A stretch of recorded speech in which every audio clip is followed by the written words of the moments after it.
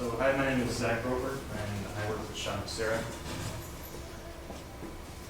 So, the world is busy with noises and lights and colors and patterns.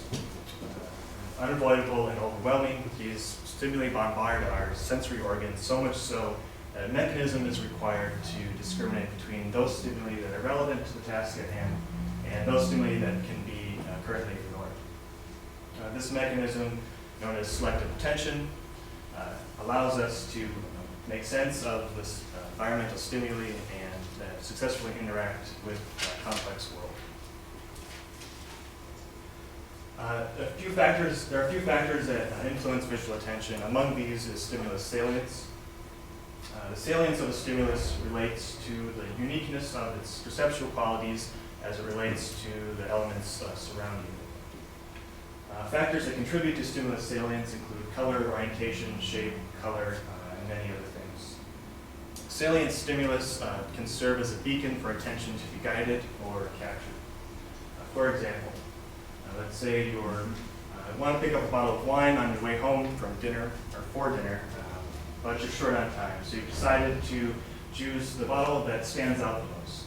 Given this set, that bottle may very well be this red bottle due to its color, uniqueness of color, shape, and size. Another factor that influences visual attention is the attentional set. Back at the liquor store, your semantic information informs you that your favorite type of wine is contained within a bottle that has slightly sloped shoulders as compared to maybe broader shoulders. This contour can be uploaded in your attentional set and can serve to guide your selection towards bottles sharing that characteristic and away from bottles that don't share that characteristic. Perceptual load has also been shown to have an influence on visual attention. Perceptual load relates to the complexity of a stimulus, and as the complexity of the stimulus increases, so does selective attention. The remainder of my talk is going to focus on perceptual load due to its influence over the last 15 years. So a key player in perceptual load, investigation of perceptual load is Nili Levy. She's used perceptual load. She's examined perceptual load using the flanker test. In her original study, she used displays that she termed low load and displays that she termed high load. Low load displays, there was a target, and that was always accompanied by a flanker. And critically, this flanker could either be mapped to the same response as the target, which resulted in compatible trials, or it could be mapped to the opposite response as the target, which resulted in incompatible trials. She also used high-load displays that were a bit more complex, but they also had compatible and incompatible trials. So Levy's original results revealed an interaction between flanker compatibility and perceptual load, in that there is a significant difference between incompatible and compatible trials in low load, but not high load.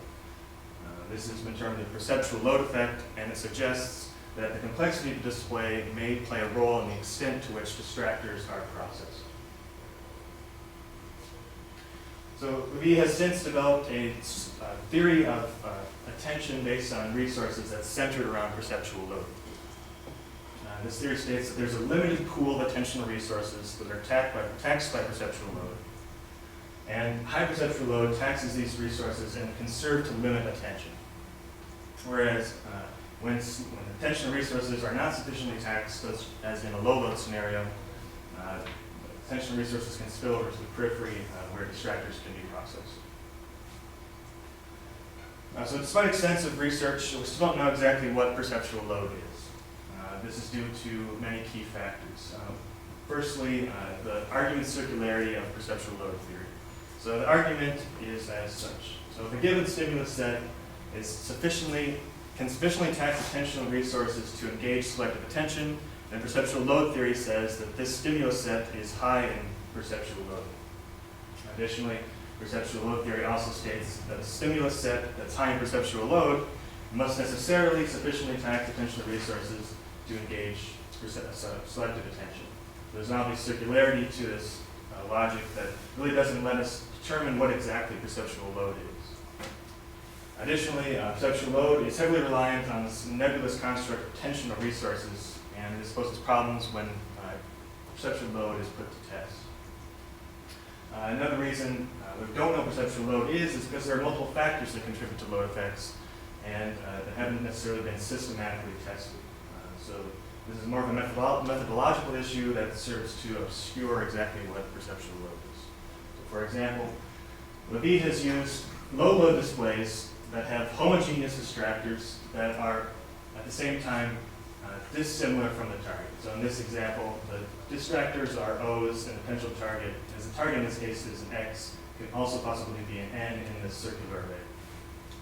So this gives the possibility that these distractors can be rejected wholesale as a type of homogeneous background. And this allows ample resources to process the flanking distractor. Levy's also used high-load displays utilizing heterogeneous distractors that are also similar to the target in terms of perceptual qualities. So here the M, K, Z, H, and W are similar to the potential targets of an X or an N. But Levy has never used distractors that are contained within these two cells. So we don't exactly know what it is about the difference between low load and high load that is leading to this perceptual load effect. Is it this distractor-distractor relationship, or is it distractor-target relationship? Or do they equally play a role, or to what extent do these two play a role? But there is a vast area of literature that can inform us as to which of these two may play a role. So in 1989, Duncan and Humphreys examined some factors that influence visual search, mainly target-distractor similarity and distractor homogeneity. They found that search efficiency decreases the more targets and distractors look alike, and search efficiency also decreases the more variety amongst distractors. So this raises a question: can perceptual load effects be distilled to search characteristics? If so, we can overcome this argument circularity, as we'll have sort of a better measure of what perceptual load is, and also we'll be able to sort of avoid talking about this tensional resources that are nebulous at best. So to answer this, we had subjects complete a visual search task in which distractors from each relational configuration were represented. So in this task, display size could vary between 4, 8, and 12 items. The task was to search the display for the T and report its orientation, either tilted to the left or tilted to the right. So plotted here are the results from the visual search task. Each line represents a relational configuration. The color denotes whether the distractors were similar to the target or dissimilar from the target, and line style indicates the distractor homogeneity. Display size is plotted on the horizontal, and it could be 4, 8, or 12 items, and this allowed us to compute a search slope based on the difference in reaction time as a function of display size. So you'll notice the relative linearity of these search slopes. Plotted here are the search slopes for each individual relational configuration. Repeated measures ANOVA revealed a significant main effect of similarity, and that distractors that were similar to targets resulted in greater search slopes.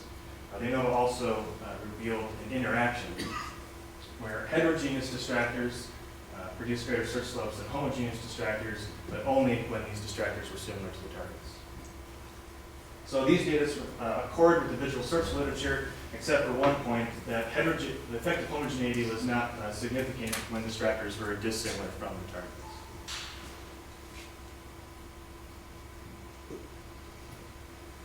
This is possibly due to a weak manipulation of homogeneity in this dissimilar condition, wherein the target pops out from the distractors.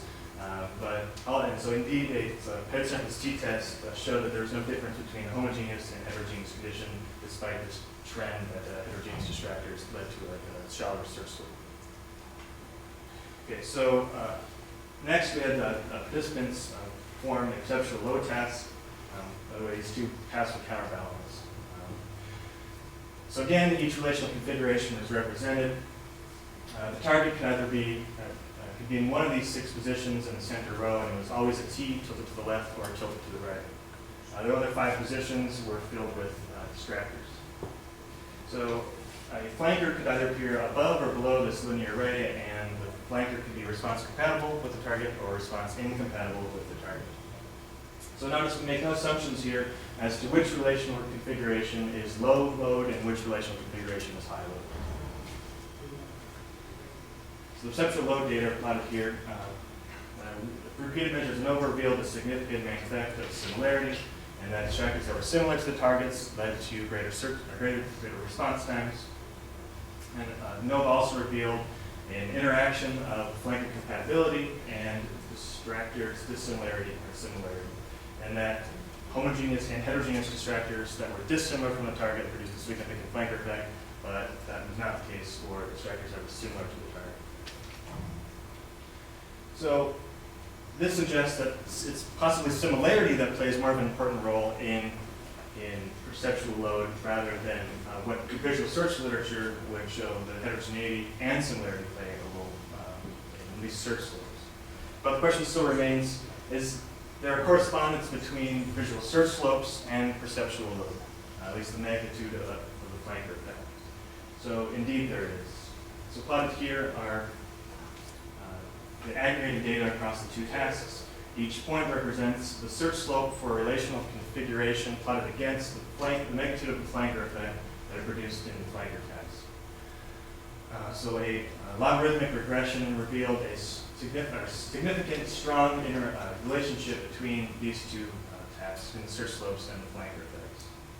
So as search slope increased, the flanker effect decreased, and as search slope decreased, the flanker effect increased. But interestingly, distractors that were heterogeneous and dissimilar from the targets produced shallower search slopes than distractors that were homogeneous and dissimilar to the targets, contrary to what visual search would have predicted. However, these heterogeneous dissimilar distractors also produced a greater flanker effect. So this suggests that the search slopes may be a better predictor of perceptual load than the a priori prediction that heterogeneous displays always lead to greater perceptual load than homogeneous displays. So one drawback from the previous study was that there was no main effect, there was no effect of homogeneity in the similar condition. So this is contrary to what visual search would predict.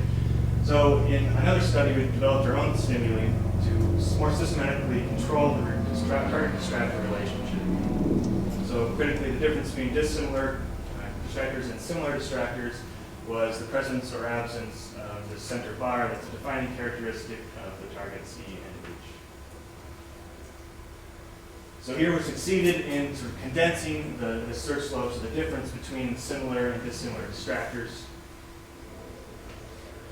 And here are the search slopes for each relational configuration, and repeated measures ANOVA revealed a significant main effect of similarity as well as a significant main effect of heterogeneity.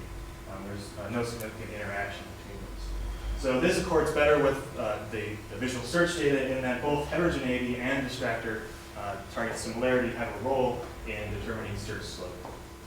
So we took the same stimuli and put them in a perceptual load task.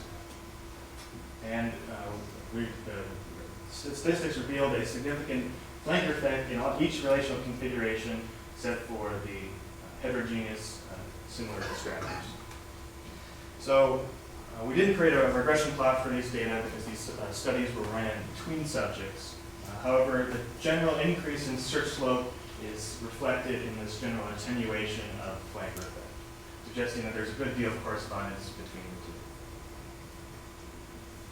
So in summary, in two experiments, we have shown evidence that the search slopes that a given stimulus set produces can be a good predictor of the magnitude of the flanker effect that those stimuli will produce in a flanker paradigm, a perceptual load task. Thinking this way will give us sort of an independent measure of perceptual load that will allow us more precision when we discuss the complexity of the display. Additionally, we'll be able to circumvent this discussion of potential resources and the baggage that comes along with that. We will be able to overcome this argument circularity that detracts from perceptual load theory. And finally, the fact that perceptual load may be defined by well-characterized factors that influence visual search will allow us to examine perceptual load theory in the context of the extensively explored visual search literature. Thank you. definitely the case. So if I remember, Levy tends to, if not measure, at least sort of do a manipulation check for perceptual load with just mean RT. And so basically, Right. if she did the manipulation, she'd check if it worked by checking mean RT. And I'm wondering if you reduced your analyses to mean RT rather than slope, if you find a similar, whether it would all actually reduce to mean RT rather than having to do the whole slope. Right, so Levia's done some studies, right? So she's looked and manipulated the task difficulty that related and resulted in greater mean RTs for certain sets of stimuli. But she's had very difficult tasks that have had significant flank effects and have not had significant flank effects. So in the 2003 study, she had a low load stimuli that were lowered in contrast, which resulted in greater RTs, but there was still a significant flanker effect. So I don't think necessarily that just looking at RTs would give you a good predictor of perceptual load.